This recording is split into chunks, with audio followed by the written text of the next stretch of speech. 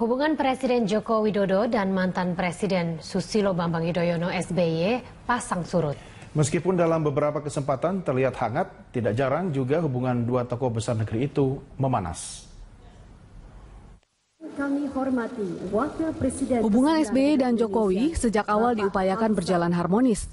Setidaknya muncul upaya menciptakan kebersamaan antara kedua belah pihak.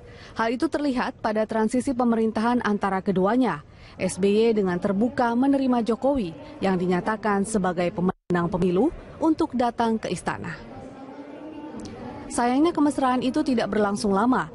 Dalam sambutannya pada pembukaan peringatan Konferensi Asia Afrika, Jokowi menyinggung SBY dengan menyebut Indonesia masih berhutang pada lembaga keuangan internasional seperti Dana Moneter Internasional atau IMF.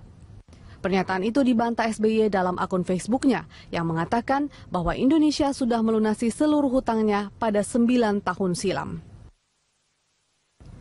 Hubungan antara Jokowi dan SBY juga sempat memanas pasca mesra di Kongres Demokrat. Kali ini bukan Jokowi yang terlibat langsung dalam perseteruan dengan SBY, melainkan anak buahnya, yakni Sudirman Said yang saat itu menjabat sebagai Menteri ESDM. Sudirman menyebut bahwa pemerintahan SBY tidak pernah selesai memberantas mafia migas. Bahkan Sudirman menyebut bahwa permasalahan mafia migas selalu selesai di meja SBY. Hal itu pun membuat kuping SBY panas dan membantahnya melalui akun Twitter. Seperti tak ada habisnya, sindir-menyindir antara Jokowi dan SBY terus berlangsung. Setelah SBY berkomentar mengenai masifnya proyek infrastruktur pemerintahan Jokowi di tengah kesulitan ekonomi rakyat, Jokowi pun membalasnya dengan kartu Joker Hambalang. Bersama sejumlah menterinya, Jokowi melihat secara langsung kondisi proyek pembangunan pusat pelatihan atlet nasional Hambalang yang mangkrak. Hiruk-pikuk sindir-menyindir Jokowi dan SBY berlanjut pada pernyataan Jokowi terkait keberadaan dokumen laporan tim pencari fakta kasus pembunuhan penggiat HAM Munir. Belum selesai dengan isu tersebut, Jokowi memerintahkan KPK mengusut 34 proyek pembangkit listrik pada masa pemerintahan SBY, yang beberapa diantaranya mangkrak dan merugikan negara. Meskipun pasang surut hubungan keduanya seakan tak pernah usai, namun publik lebih berharap dua tokoh besar ini saling bahu-membahu membangun negara. Tim Liputan Berita 1. Pemirsa, persaingan di pentas Pilkada DKI Jakarta tidak hanya soal adu gagasan oleh para kandidat gubernur. Ya, kreativitas tim sukses turut berperan penting dalam upaya menarik massa pemilih. Bahkan untuk mendekatkan diri pada pemilih, tim sukses Ahok Jarot berencana mengumpulkan dana kampanye dari rakyat yang besarannya mulai dari Rp10.000 hingga Rp50 juta.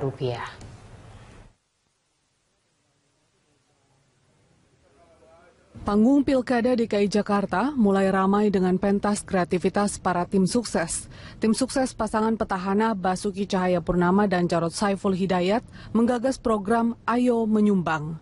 Warga yang mencintai pasangan petahana dipersilahkan menyumbang melalui transfer ke bank yang telah ditunjuk tim sukses dan juga dapat menyumbang langsung secara tunai.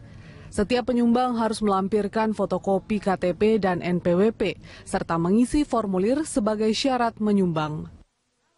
Dan masuk event pilkada yang sekarang ini, saya memberikan pemahaman kepada warga bahwa pilkada kali ini, apalagi dengan tim Pak Ahok Jarot, di mana pendukungnya di sini cukup banyak, ada sesuatu yang berbeda. Kita butuh partisipasi masyarakat langsung. Sama dengan program beliau, partisipasi masyarakat yang dikedepankan. Akhirnya tergeraklah ada ibu-ibu arisan. Ya udah kita bikin, kita juga siap untuk bantu, siap untuk nyumbang. Nah, kita adakan acara ini. Setiap warga yang menyumbang diberi kebebasan untuk menentukan jumlah sumbangan. Dan warga yang sudah menyumbang berharap dana yang terkumpul dapat digunakan untuk kampanye positif. Nah, jadi kita kumpul, jadi masing-masing lah seikhlasnya gitu, ada 50, ya ada 40, tergantung sisa uang belanja gitu sehari-hari. Kan dari rakyat katanya disalurkan kembali kepada rakyat, jadi maksudnya jangan sampai ada korupsi gitu istilahnya. Terus mau, sungguh, saya sudah lakukan itu. Gimana caranya? Saya sering memberikan penjelasan-penjelasan mengenai Pak Ahok, dan saya juga ikut ya sedikit donasi lah. Saya beli kaos, topi yang ada hubungannya dengan Pak Ahok. Saya bagi-bagikan. Terus saya juga waktu independen saya menyetak formulir, bagi-bagikan kepada teman. Gitu. Melalui program Ayo Menyumbang ini, Ahok Jarot ingin menempatkan masyarakat sebagai aktor utama dalam pengumpulan dana kampanye. Karena dana berasal dari rakyat, maka tidak ada target khusus dalam pengumpulan dana kampanye. Sehingga proses kampanye dapat berjalan terbuka dan transparan. Priscila Dauhan, Krisdianto, Berita 1, Jakarta.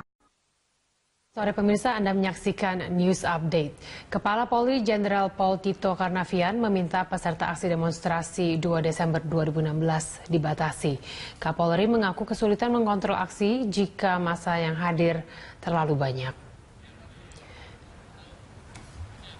Kapolri menyatakan sulit mengontrol psikologis massa dalam jumlah yang relatif banyak karena dapat terpicu provokasi jika ada pihak ketiga yang ingin aksi berbuntut kericuhan. Tito juga meminta peserta yang akan mengikuti demonstrasi juga memperhatikan kepentingan masyarakat yang tidak berdemo, sehingga aksi demo tidak boleh mengganggu keamanan dan ketentraman. Sebelumnya, Gerakan Nasional Pengawal Fatwa Majelis Ulama Indonesia telah menyatakan akan menggelar aksi damai jilid 3 pada 2 Desember 2016.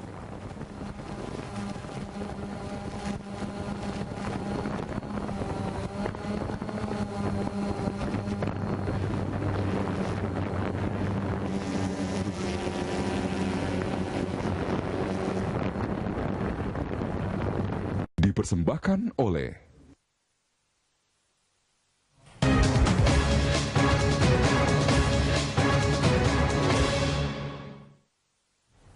Kapolri Jenderal Tito Karnavian telah menyiapkan personil polisi untuk mengamankan proses Pilkada DKI Jakarta. Tito berharap masyarakat menjaga ketertiban dan ketenangan selama masa kampanye Pilkada.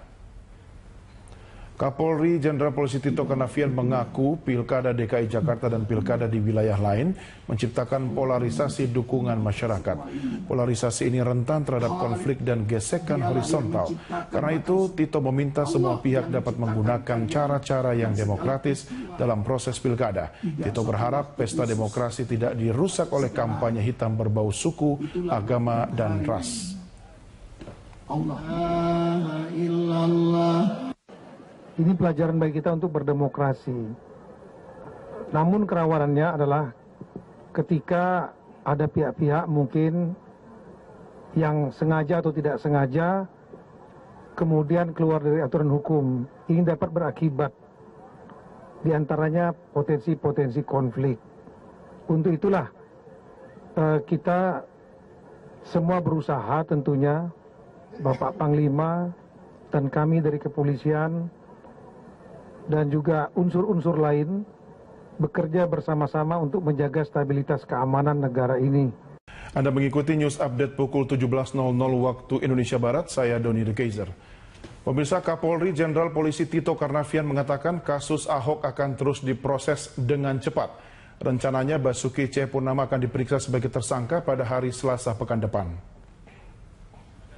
Usai bertemu dengan pengurus Pusat Majelis Ulama Indonesia atau MUI, Kapolri Tito Karnavian memastikan kasus yang menjerat Gubernur nonaktif Basuki Cahayapurnama terus bergulir dan diproses, termasuk akan dibawa sampai ke pengadilan. Saat ini penyidik masih merampungkan berkas sebelum dinyatakan lengkap untuk disidangkan. Setelah ditetapkan sebagai tersangka, Ahok melalui kuasa hukumnya menyatakan tidak akan mengajukan pra-peradilan karena menghormati putusan hukum dan ingin menciptakan suasana yang lebih kondusif.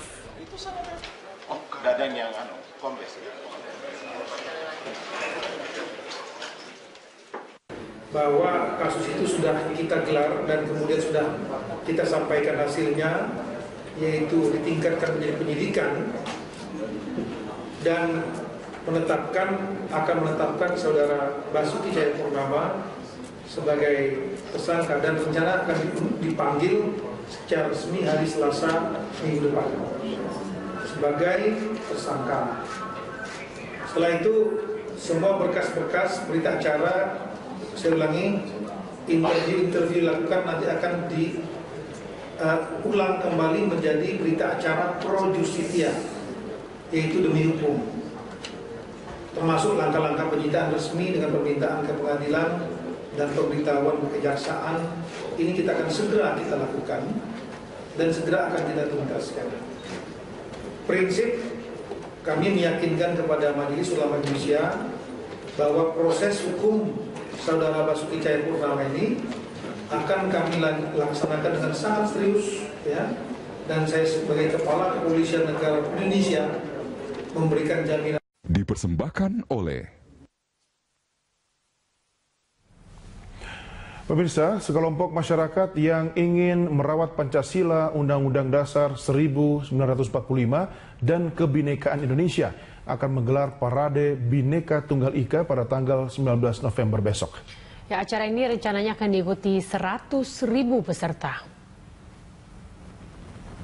Panitia Parade Bhinneka Tunggal Ika mengatakan parade kebinekaan akan diikuti sejumlah tokoh lintas agama dan budayawan untuk menggelar doa bersama. Selain itu, sejumlah tokoh nasional, organisasi massa dan lembaga seperti LBH Jakarta, Banser GP Ansor dikabarkan juga terlibat dalam aksi besok. Panitia juga akan membuat sejumlah panggung pertunjukan seni untuk merayakan kebinekaan Indonesia. Kegiatan ini dilakukan untuk menunjukkan kembali identitas bangsa Indonesia sebagai Bhinneka Tunggal Ika, serta untuk menciptakan suasana damai.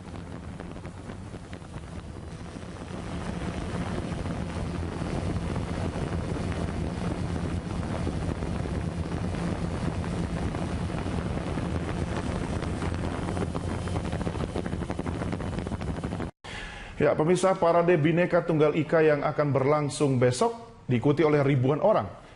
Dan berikut ini, Luisa, kita akan ikuti atau kita simak rute dan titik inti acara besok.